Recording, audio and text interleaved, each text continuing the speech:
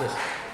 At the outset, I must say thanks to the bar for giving this opportunity to share my a little bit of knowledge regarding Section 65B of the Evidence Act. The topic which is assigned to me to speak of 65B of Evidence Act.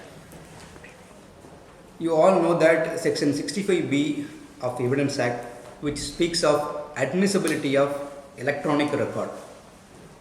Section 65A and Section 65B, these two provisions being a special provisions which have been inserted in the year of 2010 amendment by an amendment act.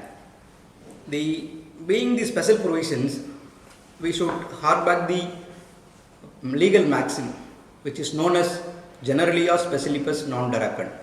Special law always prevail over the common law, whereas in respect of Section 65B of Evidence Act, there are so many judgments which gave rise to the legal conundrum in respect of its admissibility. Before that, we should look into the definition of electronic record. The definition has been traced in Section 2 Class 1T of Information Technology Act 2000. However, the Information Technology Act, this should be the instrument to prompt the amendment in Evidence Act. Electronic evidence and its admissibility has been inserted in Chapter 5 of the Evidence Act. And these two provisions, as far as the 65B is concerned, the provision starts with non-abstantee clause. Everybody knows that when a section starts with non-abstantee clause, it is having overriding effect. So, the Supreme Court in two judgments, one case is Anwar versus Bashir, the other case is Arjun Pandit Rao. This is the very recent judgment of 3 judges bench, where the Supreme Court held as it is, these two provisions are held to be complete code by themselves. So, these two provisions will have an overriding effect compared than the other sections, namely 63 and 65 of the Evidence Act. Now let us go to the cursory view of the march of law. In the year of 2005, the Supreme Court for the first time adverted into Section 65B of Evidence Act in a famous case, State of NCT versus Navjot Singh, where this judgment is reported in 2005, 11 SEC page number 600.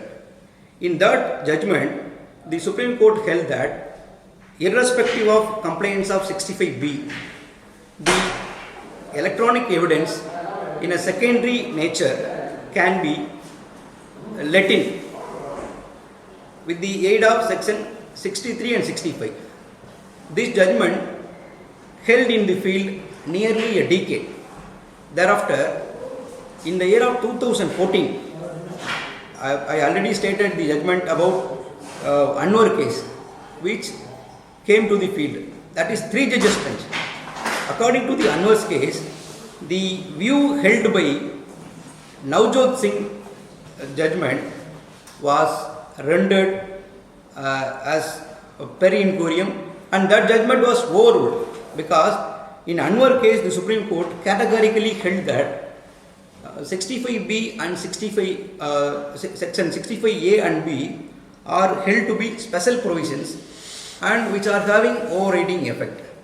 And insofar as the Arjun Pandit Rao case is concerned, the Arjun Pandit Rao case came when there was a legal conundrum in respect of admissibility of electronic evidence. The legal conundrum arose in the judgment of Shafi Muhammad. That judgment is reported in 2018 SEC, 2018 2 SEC, if my memory is correct. In that judgment, there was a legal problem. The judgment, even after the Anwar's case, the Shafi Muhammad came to surface, where the 2 judges bench held that the 65B is merely a procedural in nature. So the rigors can be relaxed. That is what the two judges bench held. So again the problem arose. Further, the judgment in Safi Muhammad case, in the 65B certificate can be substituted by oral evidence. That is what the section held, the judgment held. However, in Arjun Pandit Rao's case, the three judges bench has been constituted to test the law laid down by Safi Muhammad, where Justice Rohinton Nariman very emphatically held that the view held by Safi Muhammad is overruled, and that view is nothing but not in accordance with section 65B. That is what the recent Arjun Pandit Rao's case held. Now we should see the stage at which the certificate is necessary. This is very, very important. In a criminal case, what is the exact stage where the certificate is necessary? In this regard, there is a judgment from Supreme Court which is reported in 2019 7 SEC page number 515, State of Karnataka versus M.R. Hirmath. In that case, Justice D.Y. Chandrachud has held that the 65B of Evidence Act does not speak of the stage at which the certificate to be produced. Here, the Supreme Court further held that even after commencement of trial, the certificate can be produced. That is what the in Hirmath case the Supreme Court held. However, this view also has been tested in the Arjun Pandit Rao's case. In Arjun Pandit Rao's case, there is an answer for this view also. In Arjun Pandit Rao's case, Justice Rohinton Nariman very emphatically held that in respect of stage at which the certificate is necessary, in a criminal trial, it is axiomatic in criminal law, whenever the accused is facing the criminal trial, before the commencement of trial, he should be furnished with the copies of all the documents which are supposed to be relied upon by the prosecution. That is mandated in section 207 of CRPC. So, in Arjun Pandit Rao's case, Justice Nariman categorically held that the certificate should have been produced at the latest before. And one more important question has been answered by the full bench regarding the certificate and how it to be produced. Suppose the certificate is not able to brought out. If the certificate could not be produced, what is the remedy for a person who is going to rely upon the certificate? In that question, the Supreme Court clearly answered, the person who is supposed to rely upon the certificate can make an application before the court under section 91 CRPC to call for the certificate. So this issue has been very beautifully answered. So this judgment, in my view, has cleared all the air. And the one more important aspect in respect of secondary evidence, in other words, electronic evidence in respect of secondary evidence should have been produced only in accordance with the complaints of section 65B. If the primary record itself is produced, it requires no certificate. That is the crux of the issue. Section 65B differentiates between the original information contained in the computer itself and copies made therefrom, the former being primary evidence and the latter being secondary evidence. When the latter being secondary evidence, it is mandatorily required certificate under section 65B. The former requires no certificate. This is the crux of the issue. In Arjun Pandit Rao's case, which is reported in 2027 SEC page number 1, this is a 3 judges bench judgment where the judgment mandates that the written certificate under section 65B is sine qua non for the admissibility of electronic record in the nature of secondary evidence. This is very, very sine qua non.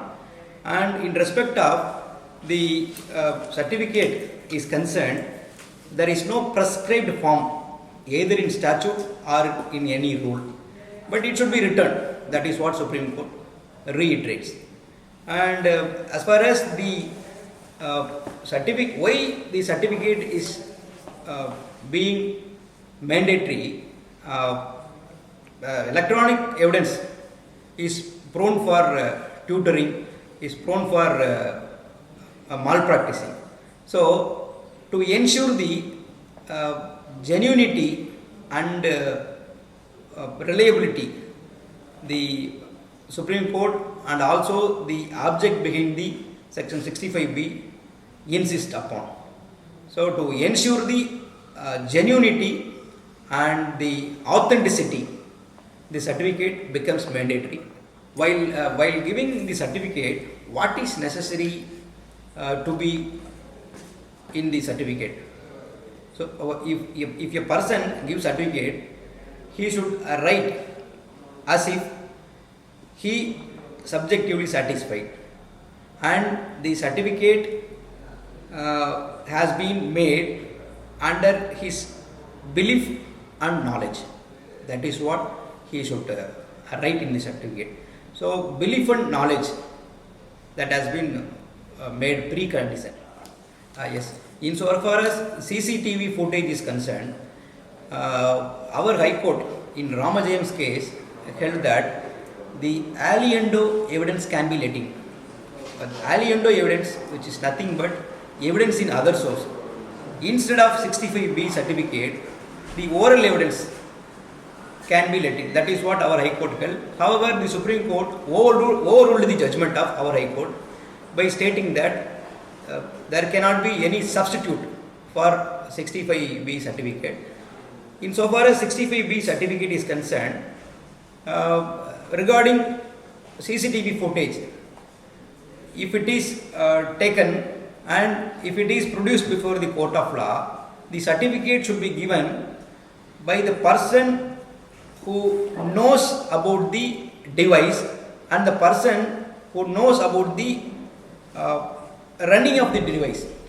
Suppose the owner, if he is illiterate, the CCTV footage will be recovered from that person by an expert, and he should be the competent person to give the certificate. It is very much necessary. While giving certificate, he should satisfy that at his best knowledge and belief the certificate is made. At last, I must say thanks to the bar which provides this opportunity. I must record my thankfulness and gratitudeness to the Legal Literacy Club. Thank you so much.